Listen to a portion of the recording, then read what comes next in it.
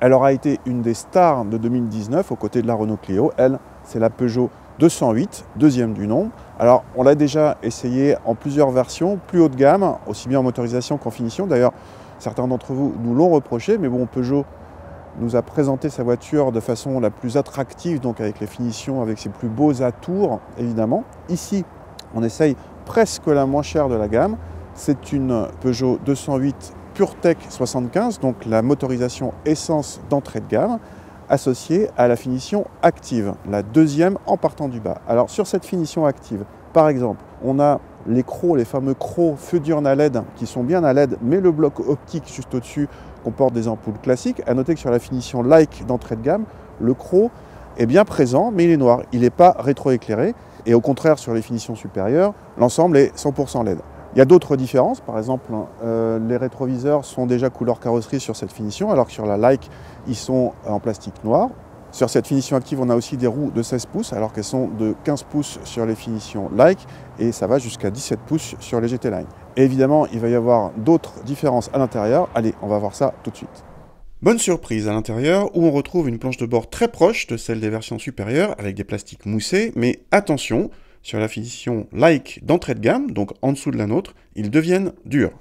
L'écran central atteint ici 7 pouces en série, contre 10 pouces sur les versions supérieures, et 5 pouces noir et blanc sur l'entrée de gamme. Décidément, cette entrée de gamme doit être un peu chiche. Le GPS reste toutefois optionnel sur notre finition active. Les vitres avant sont ici électriques, mais uniquement à l'avant, et la climatisation, même si elle passe par l'écran central, est manuelle et non pas automatique.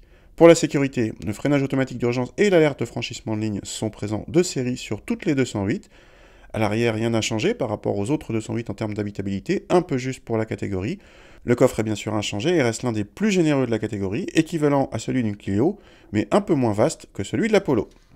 On n'a plus l'habitude de ces moteurs essence atmosphérique, donc sans turbo, à part ceux qui conduisent des Mazda, ou bien certaines Ferrari ou Lamborghini très haut de gamme. Là, c'est un petit peu l'inverse, donc un 3 cylindres 1,2 litre atmosphérique de 75 chevaux, avec peu de couple. On est à 118 Nm, perché un petit peu haut, juste avant 3000 tours. Alors, c'est pas si haut que ça d'ailleurs, mais on n'a plus l'habitude. Ça donne des performances, on est au-dessus de 15 secondes pour le 0 à 100 selon nos mesures, c'est vous dire. Et on passe de 80 à 120 en cinquième sur le dernier rapport, en plus de 22 secondes. C'est long, même s'il y en a d'autres qui font encore plus, qui s'approchent des 30 secondes dans la catégorie. C'est pas la pire. Ce 3 cylindres, on l'entend un petit peu, cette sonorité 3 cylindres quand on accélère, mais bon, c'est pas bien méchant.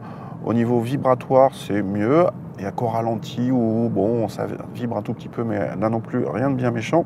Pour la partie châssis, on avait jusqu'ici essayé que des versions 17 pouces, qui nous avaient paru un peu fermes, mais c'est pour une bonne cause, parce que la 208 est quand même très réussie sur le plan dynamique, et très dynamique, très agile. Là, on a une version 16 pouces, on gagne un petit peu en confort, donc ça c'est plutôt bien, c'est un point positif. Et bonne surprise, on garde ce côté dynamique, il y a peu de mouvement de caisse, le roulis est bien contrôlé. Et puis il y a toujours ce petit volant qui contribue à cette sensation d'agilité, d'autant que la voiture est quand même assez légère, on est sous la tonne 100.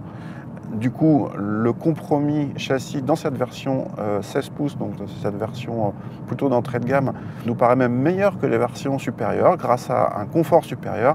Ça, c'est plutôt marrant.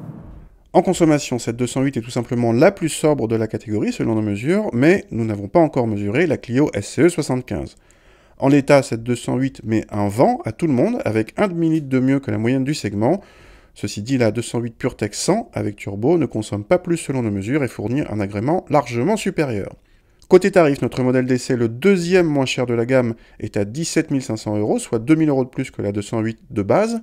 Dans ces 2 000 €, il y a une planche de bord en plastique moussé, une climatisation manuelle, l'écran central de 7 pouces, etc. Bref, cette finition active est suffisamment équipée, elle nous paraît donc plus intéressante malgré les 2 000 € supplémentaires.